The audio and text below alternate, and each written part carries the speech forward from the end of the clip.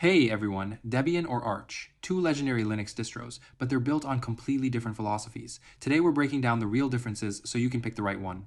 If you find this helpful, smash that like button. Let's dive in. Quick context. Debian is the rock-solid, stable foundation that powers Ubuntu and hundreds of other distros. It's all about reliability and long-term support.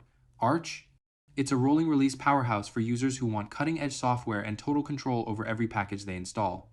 Release model. This is the biggest difference. Debian uses fixed releases every 2 years with packages that are thoroughly tested but often months or years old. Arch is rolling, you get the latest software within days of release, but you're also beta testing in production.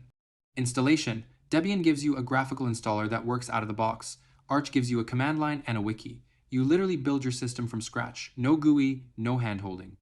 If you don't know what a bootloader is, Arch will teach you the hard way.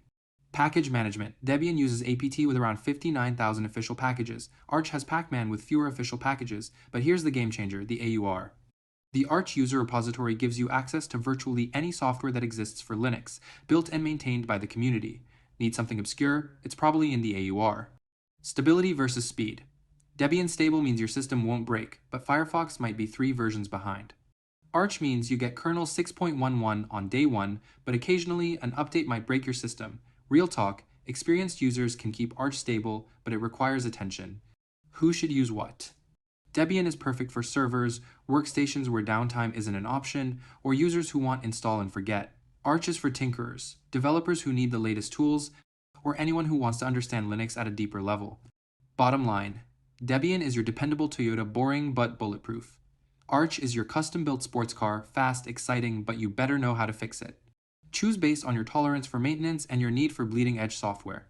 If this helped you decide, subscribe for more Linux content. Links to both distros and installation guides are in the description below. See you in the next one.